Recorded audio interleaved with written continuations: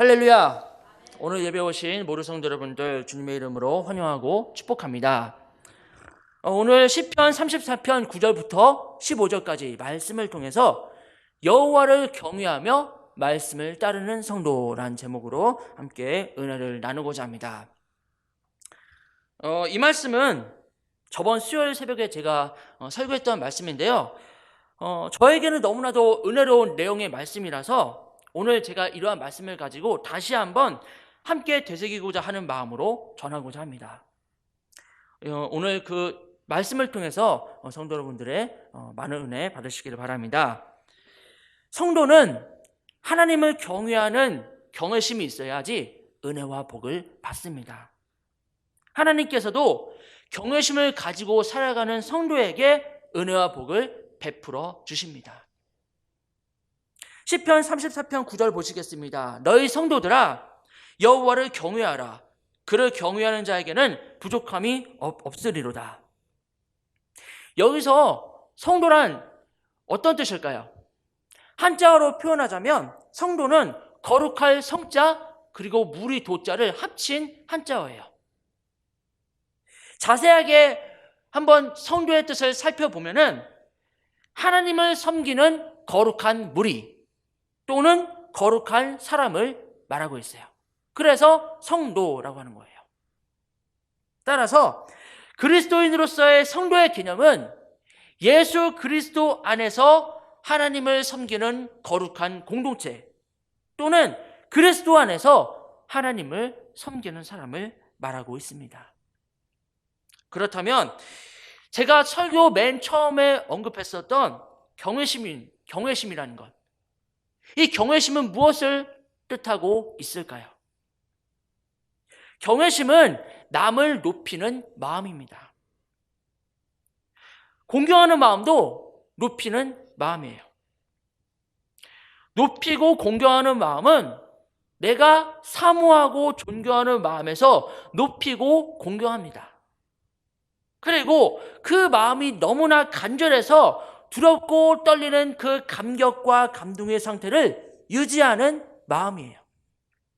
이런 마음을 우리는 바로 경외심이라고 부릅니다. 하나님을 경외하는 성도는 하나님을 어떻게 사모하냐면 한없이 높이고 높여서 경외하고 사모합니다. 그리고 자기 자신을 스스로 한없이 낮추고 낮추어서 겸손한 자세로 하나님을 섬깁니다. 그래서 하나님을 섬기는 그 정성이 두려움과 떨림과 그리고 감동으로 넘치게 됩니다. 쉽게 설명을 드리자면요. 경외심은 하나님을 향한 내 마음의 중심이 영적인 감동, 감화로 충만해지는 것을 경외심이라고 하는 거예요. 이처럼 하나님께서는 하나님을 경외하는, 하나님을 사모하는 성도에게 은혜와 복을 부어주십니다. 하나님을 경외하는 성도에게는 영적인 특징이 있어요. 어떤 특징이 있는지 4가지를 통해서 살펴보도록 하겠습니다. 하나님을 경외하는 성도에게 첫 번째 특징은 온종일 하나님을 바라본다는 거예요. 이런 분들의 특징은 그 마음의 중심이 항상 하나님을 앙망함으로 바라보며 살아간다는 거예요. 여기서 앙망하는 마음은 사모함으로 우러러 바라보는 그 마음이 바로 앙망하는 마음이에요. 또는 앙모하는 마음이라고도 하죠. 이렇게 하나님을 앙모하는 성도는 그 영혼이 하나님께 엄청난 관심을 가지고 있는 성도입니다. 이것은 내가 정말 하나님께 은혜를 받고 싶어한다라는 뜻이며 하나님의 관심을 받고 싶어한다라는 그 의미입니다. 또한 하나님의 음성을 듣고 싶어하고 하나님과 영적으로 교감하고 싶어합니다. 그래서 하나님과 영적으로 교감하기 위한 그 다양한 길을 모색하게 되는데요. 그 길 중에 그 길 중에 가장 좋은 길은 바로 주님 앞에 예배 드림으로 혹은 예배를 통해서 하나님을 만나는 길입니다. 그래서 하나님을 경외하는 성도의 그 두 번째 특징은 예배를 사모하고 그리워합니다. 하나님을 경외하는 성도는 예배 드리는 것 그 자체가 감격이고 은혜입니다. 그렇기 때문에 온 마음과 정성을 다해서 주님 앞에 예배합니다. 그리고 예배 드릴 때 드리는 찬양은 하나님을 사모함으로 그 안에, 그 심령 안에 기쁨과 감격이 넘치고 하나님과 영적으로 교통하는 그 마음이 충만하는 그런 사람입니다. 그래서 예배 드리면서 찬송 부를 때 혹은 찬양을 부를 때 그 마음 혹은 그 심령이 너무나도 뜨거워서 하나님 앞에 뜨겁게 기도를 드리게 됩니다. 그렇게 될 때 성도들의 심령은 은혜의 강물이 차고 넘치게 되고 성령 충만한 삶을 살아가게 되는 것입니다. 하나님을 경외하는 성도의 특징은 무엇이 있을까요? 그 세 번째 성도의 특징은 하나님께 헌신하고 싶은 마음이 충만합니다. 이런 분은 하나님을 향한 충성심이 굉장히 충만합니다. 그리고 하나님의 영광을 위해 살고 싶어 합니다. 그렇기 때문에 하나님의 말씀에 기쁨으로, 감사함으로 복종하고 순종하며 살아갑니다. 하나님을 경외하는 성도의 특징 그 네 번째는 무엇이 있을까요? 그것은 바로 입술에 악함이나 괴사함이 없다는 거예요. 여기서 괴사는 어떤 뜻을 가리키냐면요, 한자어로 표현하자면 속일 괴자에 말사자를 표현한 한자어입니다. 이 괴사는 무슨 뜻을 갖고 있냐면 간사한 말로 다른 사람을 함정에 빠뜨리는 것을 말하고 있어요. 그래서 이 괴사한 말을 하는 사람은 악한 마음을 가지고 남을 교묘하게 이렇게 속이는 말로 그 사람을 공경에 빠뜨리는, 그리고 공경에 빠뜨리게 하는 사람이라고 할 수 있죠. 사람을 마치 자신의 이익을 위한 도구로 생각해서 수단과 방법을 가리지 않고 이용하는 사람이 바로 괴사한 말을 하는 사람이죠. 이런 사람의 입은 악한 입이기 때문에 하나님을 대적하고 회방하는 사람입니다. 그러나 하나님을 경외하는 성도는, 하나님을 사모하는 성도는 그 입술에 악함이 없습니다. 그 입술에 괴사함이 없습니다. 그래서 타인에게 오히려 위로와 격려의 말을 해줌으로써 마음의 평안을 얻도록 해줍니다. 하나님을 경외하는 성도에게, 그렇다면 하나님께서는 하나님을 경외하는 성도에게 어떤 복을 주실까요? 하나님을 경외하는 성도에게는 바로 생명을 사랑하는 복을 주십니다. 시편 34편 12절 말씀 보시겠습니다. 생명을 사모하고 연수를 사랑하여 복받기를 원하는 사람이 누구뇨? 하나님을 경외하는 사람은 생명을 사모하고 사랑하는 복을 받게 된다라는 뜻입니다. 여기서 생명은 무엇을 말하는 것일까요? 생명은 살아서 숨쉬는 모든 것을 말하고 있어요. 우주는 숨을 쉬고 있으니 생명에 해당되고, 그리고 나무를 비롯한 자연도 숨을 쉬고 있으니 역시 생명에 해당됩니다. 생명이란 바로 하나님께서 창조하신 대자연을 말하는 겁니다. 다시 설명을 드리자면 하나님을 경외하는 성도는, 하나님을 사모하는 성도는 자연의 모든 것을 사랑하는 사람이에요. 그래서 사람이라든지 동물, 그리고 식물, 바람, 그리고 바다 소리라든지, 그리고 하늘에 떠 있는 별들이라든지, 그리고 산과 들에 피어 있는 그 꽃들, 이렇게 이 세상의 모든 생명의 소리와 호흡을 사랑하는 성도는 바로 하나님을 경외하는 성도입니다. 그렇다면 이 생명을 사랑하는 성도에게, 이렇게 생명을 사랑하는 성도에게 찾아오는 은혜는 과연 무엇이 있을까요? 생명을 사랑하는 성도에게 찾아오는 그 은혜는 총 4가지의 은혜를 이렇게 받게 되는데, 그 중에 첫 번째는 행복해지는 은혜의 복을 받게 됩니다. 여기서 하나님이 성도에게 주시는 그 행복은 정서적인 유대 관계에서 오는 행복을 말하고 있어요. 여기서 정서는 어떤 뜻을 갖고 있나요? 정서. 여기서 정서는 그 사물과의, 그 만물과의 교감을 통하여 느끼는 본질적이며 다양한 감정들을 말합니다. 그래서 정서적 복을 누리는 사람은 만물이 그 사람에게 계속 긍정적인 좋은 감성을 자극하기 때문에 행복해질 수밖에 없습니다. 이것을 생명과의 유대 관계에서 오는 행복이라 합니다. 생명을 사랑하는 사람은 만물이 그 사람의 영혼으로 들어와서 정서적인 만족과 내면의 풍요로움을 줍니다. 이것을 우리는 무엇이라 부를까요? 이것을 우리는 바로 사물과의 긍정적인 유대 관계라고 부르고 있습니다. 사물과의 긍정적인 유대 관계. 사랑은 주변의 생명으로부터 정서적인 풍요로움과 만족을 주기 때문에 그 사람에게 참된 행복을 가져다 줍니다.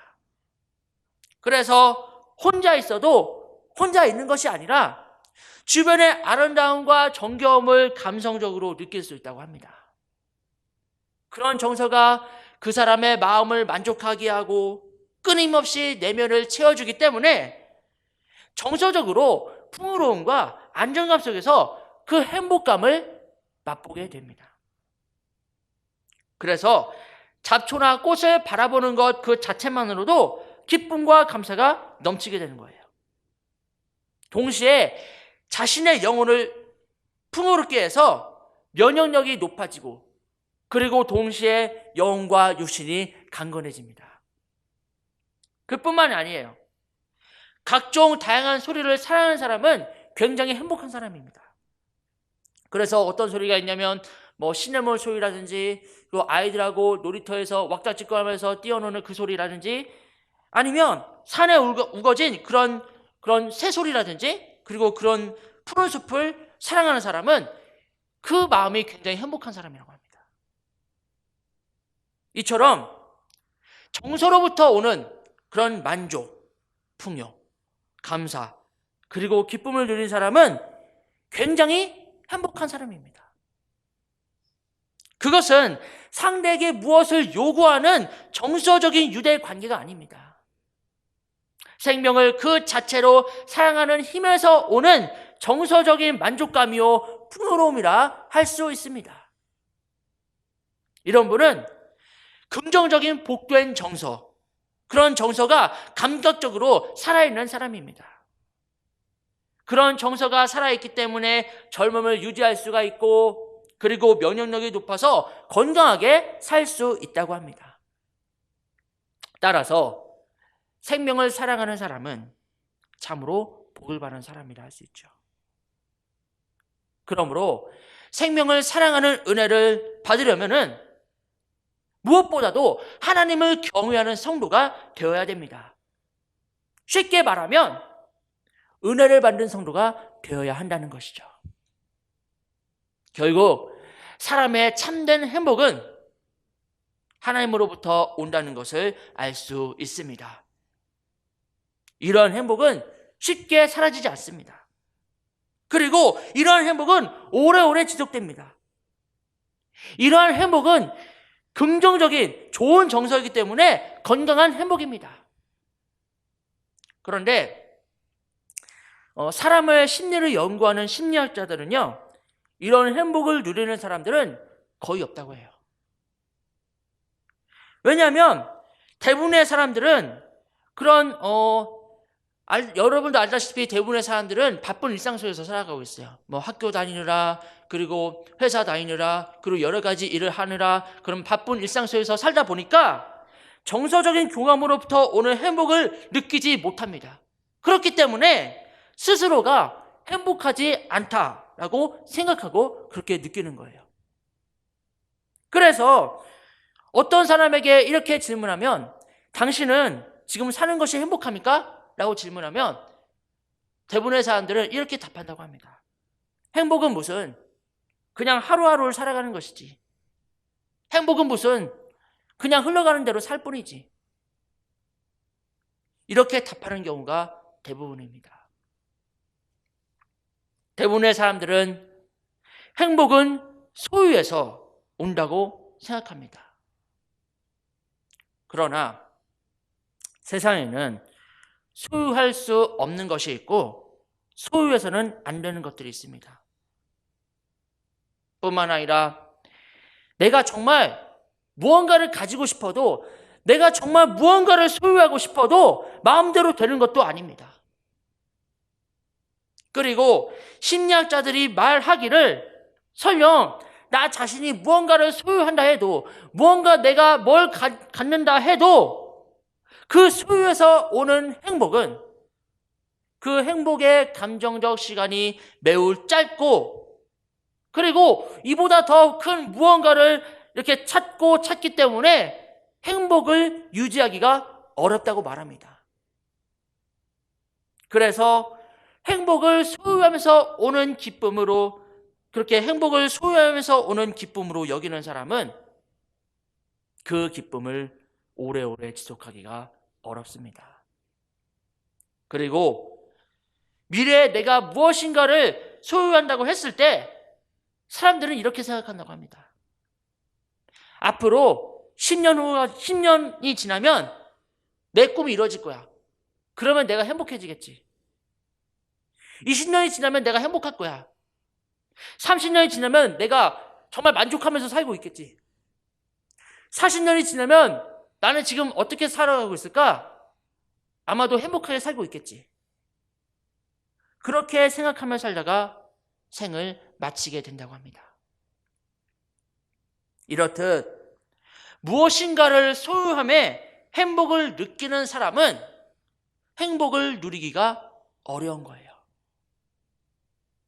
그리고 어떤 사람은 허영심, 사치를 행복으로 착각하는 사람도 있어요.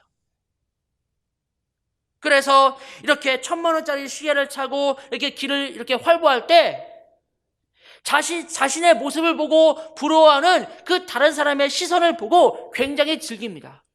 그리고 좋아라 합니다. 또한 1,000만 원짜리 그 백을 가지고 다니면서 자신의 신분을 어떻게든 나타내려고 합니다.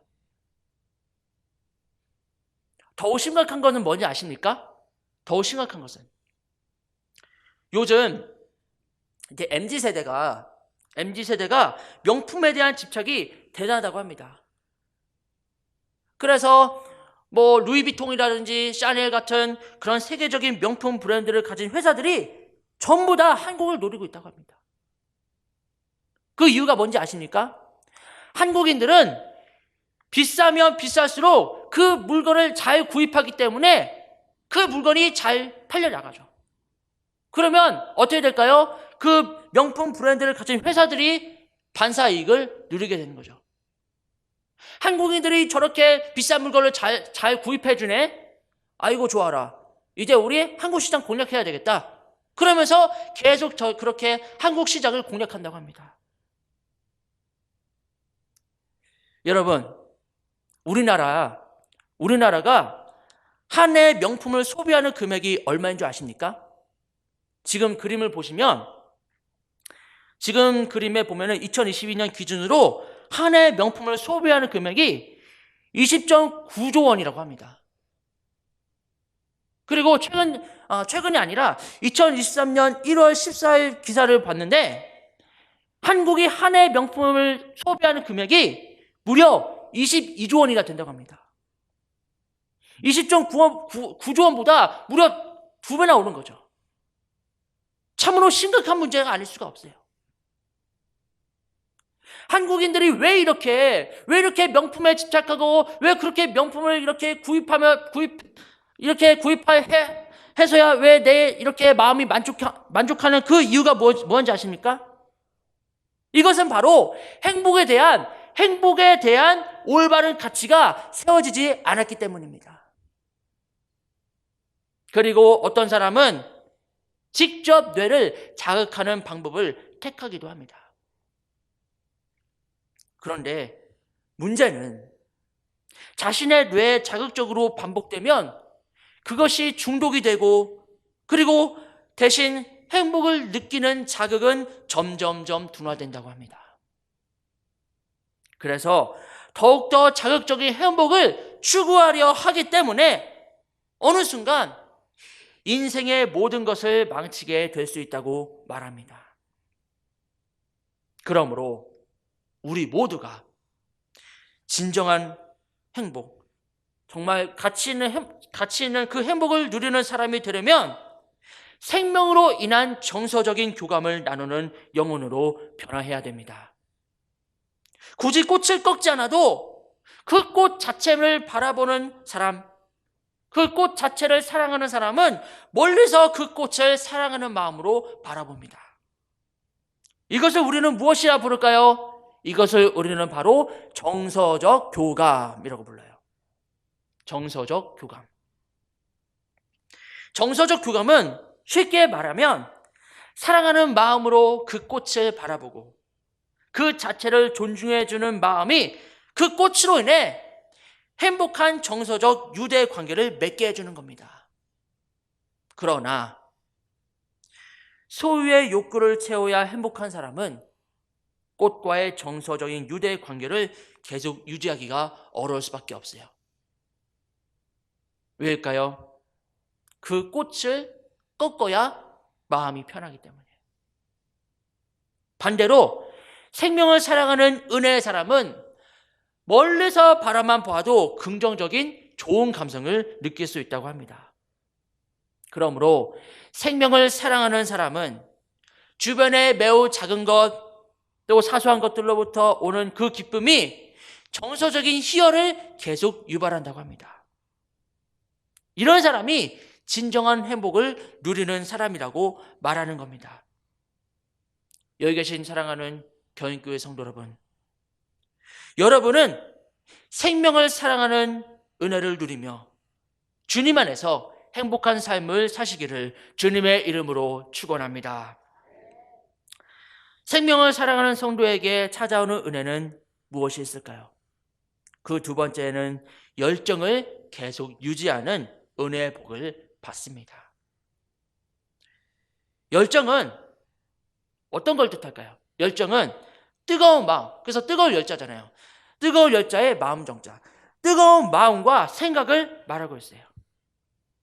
영어로 표현하자면 패션이죠. 뜨겁다는 것은 내 안에 있는 그 힘과 에너지가 충만하게 넘친다라는 의미입니다. 여러분, 기차를 끌고 가는 힘은 바로 뜨거운 힘이라고 합니다. 그렇다면 사람을 살 수 있도록 줄기차게 끌고 가는 힘은 바로 열정입니다. 그래서 열정이 넘치는 사람은 복된 사람이에요. 그렇다면 열정은 어디서 올까요? 바로 깊은 관심에서 옵니다. 깊은 관심은 어디서부터 올까요? 바로 호기심에서부터 옵니다. 호기심은 어떤 마음일까요? 호기심은 사물을 꿰뚫어 바라보는 마음이에요. 다시 말하면 사물의 움직임을 너무나 신기하고 신비롭게 바라보는 그 마음이에요. 그렇다면 호기심은 어디서부터 올까요? 바로 생명을 사랑하는 마음에서부터 옵니다. 생명을 사랑하는 사람은 그 호기심이 계속 샘솟아 오릅니다. 특히 긍정적인 호기심은 이 사물을 바라보고 그것을 관찰하게 만드는 능력이 있습니다. 그리고 이 사물에 대해서, 예를 들어서 이 사물은 왜 이런 모양일까? 이 사물은 어떻게 해서 움직이는 걸까? 어떻게 작용을 하는 걸까? 한 것에 대해서 계속 살피게 되고, 그리고 그것에 대해서 알고 싶어하고 또 그것에 대해서 계속 연구하게 만듭니다. 이것을 바로 열정이라고 하는 거예요. 그러나 내 안에 호기심이 사라지는 순간 동시에 열정이 사라집니다. 따라서 생명을 사랑하지 않는 사람에게는 긍정적인 열정이 있을 수 없습니다. 이처럼 열정은 사람에게 지적인 호기심을 계속 유발시켜서 사물을 관찰하고 연구하게 합니다. 그러다 보면 과학자의 길로 인도합니다. 상대성 원리를 통하여 또 세계 최고의 물리학자의 반열에 선 그 알베르트 아인슈타인은 이렇게 말했다고 합니다. 나는 뛰어난 어떤 재능을 가진 사람이 아니다. 다만 멈추지 않는 뜨거운 호기심을 가진 사람일 뿐이다. 이렇듯 호기심이 충만한 사람은 사물을 계속 관찰하기 때문에 새로운 무엇인가를 창작할 수 있는, 그리고 창조해낼 수 있는 능력의 사람으로 변화시켜줍니다. 그래서 소설을 쓰고 또 그림도 그리고 그리고 음악을 창작해내면서 만들어냅니다. 뿐만 아니라 인간 문화재나 예술인과 같은 뛰어난 전문적 능력도 갖게 합니다. 하지만 모든 것에 열정이 없는 사람은 모든 것에 관심이 없다는 뜻이고 모든 것들을 사랑하지 않는다는 뜻입니다. 이렇게 되면 살아야 할 이유가 없어집니다. 그래서 나 자신의 삶은 우울해지고, 그리고 이런 마음이 더욱더 깊어지면 죽음을 자꾸 떠올리게 됩니다. 사람을 힘차게 살아가는 그 원동력은 바로 생명을 사랑하는 힘에서부터 옵니다. 그 힘은 어디서부터 올까요? 바로 하나님을 경외하는 힘에서부터 옵니다. 우울증이라든지 공황 증세 혹은 정신적인 문제를 일으키는 병은 생명을 사랑하는 정서적인 유대 관계가 형성이 되면은 사라질 수 있다고 심리학자들은 주장합니다. 그러기 위해서는 우리가 반드시 하나님을 경외하는 믿음의 사람으로서 하나님의 은혜를 계속해서 지속적으로 받아 누려야 합니다. 지속적으로 예배하는 자리가 있어야 하고요. 지속적으로 기도의 자리가 있어야 합니다. 지속적으로 찬양의 자리가 있어야 하고, 지속적으로 하나님을 향한 헌신의 자리가 있어야 합니다. 그러나 어떤 집단은 반대로 가요.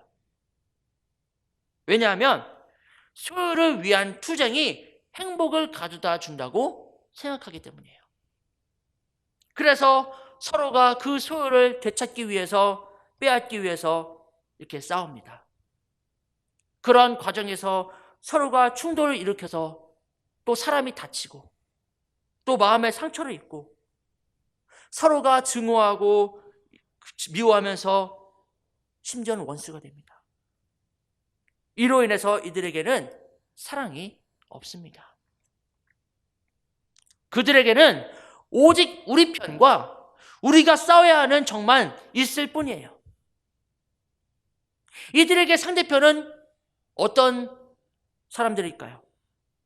바로 무관심의 대상, 미움의 대상, 싸워서 이겨야 할 대상일 뿐입니다.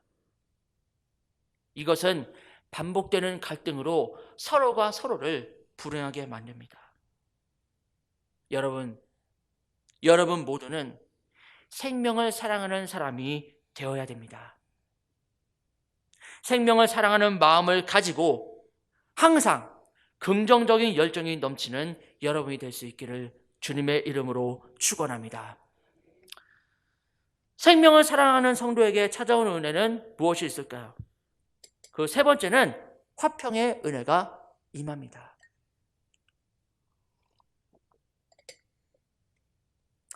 시편 34편 14절 말씀 보시겠습니다.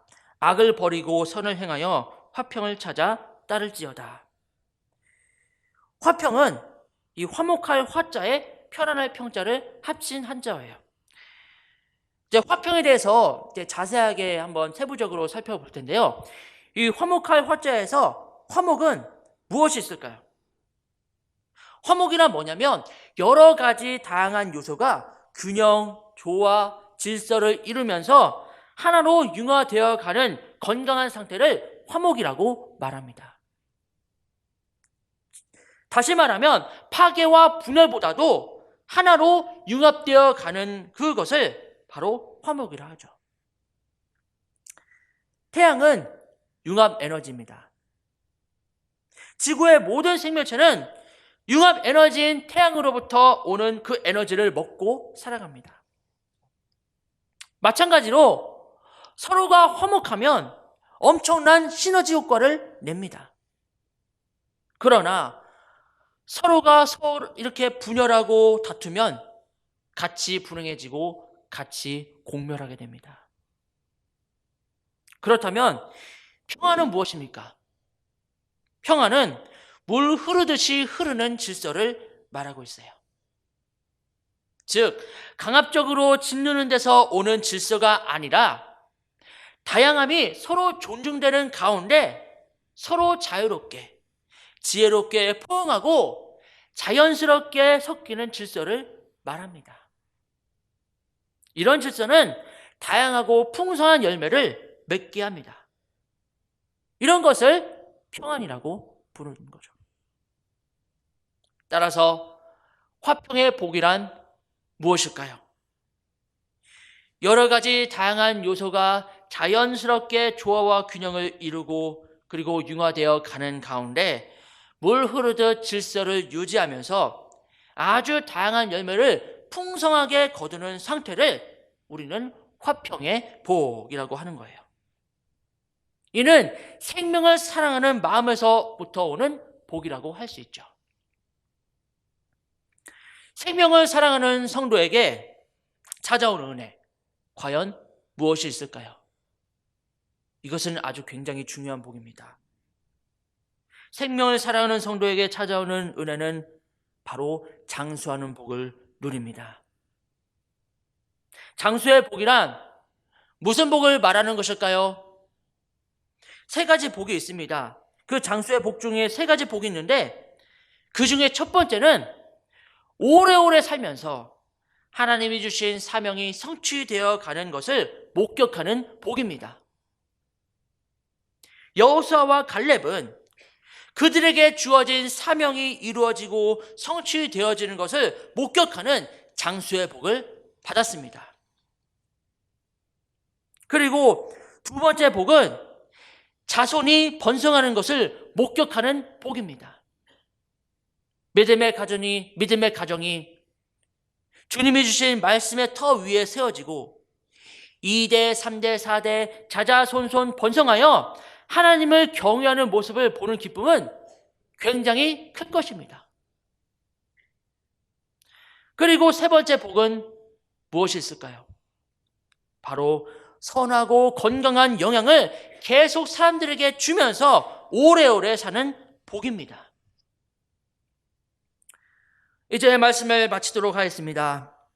오늘 말씀을 통해서 여러분들이 하나님을 경외하는 성도님들이 되시기를 바랍니다. 하나님을 경외하며 살아간다면 여러분에게 하나님께서는 은혜와 복을 반드시 부어주실 줄로 믿습니다. 하나님의 이름을 높이며 하나님을 향한 그 겸손한 마음으로 경외하며 살아갈 때에 주님께서는 우리에게 복을 많이 부어주십니다. 그 복은 어떤 복일까요? 생명을 사랑하고 또 행복을 누리고 열정이 넘치는 복과 그리고 화평을 누리는 복, 그리고 마지막으로 장수의 복을 부어주십니다. 이러한 복을 누리고 살아가며 하나님을 경외하는 마음으로 진리의 길을 걸어갈 때 주님께서는 반드시 우리와 동행해 주십니다. 그러나 진리의 길을 안다고 해서 모든 것이 한 번에 해결되거나 이루어지지 않습니다. 그럼에도 우리는 진리의 길을 아는 것이 무엇보다도 중요합니다. 그러면 시행착오를 겪으면서도 그 길을 향해 끝까지 나아가게 됩니다. 그러한 과정 통해서 때로는 넘어지기도 하고 또 실수하기도 하며 때로는 아픔을 당하기도 하며 또 한계를 느끼기도 합니다. 그러나 중요한 것은 저뿐만 아니라 여기 계신 우리 성도 여러분 모두가 가는 그 길이 옳다는 겁니다. 그리고 그 길은 어떤 길일까요? 바로 진리의 길, 생명의 길, 그리고 합당한 길이라는 겁니다.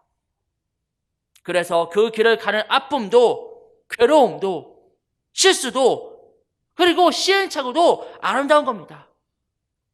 그 길을 가는 모습 그 자체가 아름답기 때문에 주님께서는 우리가 그 길을 걸어갈 때 친히 찾아오셔서 안아주시고 그리고 품어주십니다. 오히려 그 과정을 통하여 더욱 귀한 것들을 배우고 그리고 깨닫고 터득합니다. 이렇게 소중한 경험과 깨달음을 통하여 우리 스스로의 신앙이 그리고 우리의 믿음이 점점 한 단계 성장하고 성숙해질 수 있습니다. 그러나 가는 길이 잘못된 길이라면 아예 어디로 가야 할 바를 모르고 가는 길이라면 그 인생길은 참으로 불행한 인생길일 수밖에 없습니다. 사랑하는 경인교회 성도 여러분, 주님의 말씀은 진리가 되십니다. 그리고 주님의 말씀은 생명이 되십니다. 그리고 주님의 말씀은 우리에게 어떤 역할을 할까요?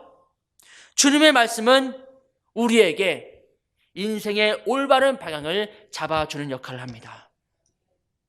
여기 계신 우리 경인교회 성도 여러분들은 우리의 삶의 방향, 인생의 방향을 잡아주시는 주님을 항상 경외하는 마음을 가지고 그리고 주님을 사모하는 마음을 가지고 진리의 길, 생명의 길을 걸어가는 여러분이 되시기를 주님의 이름으로 간절히 축원합니다.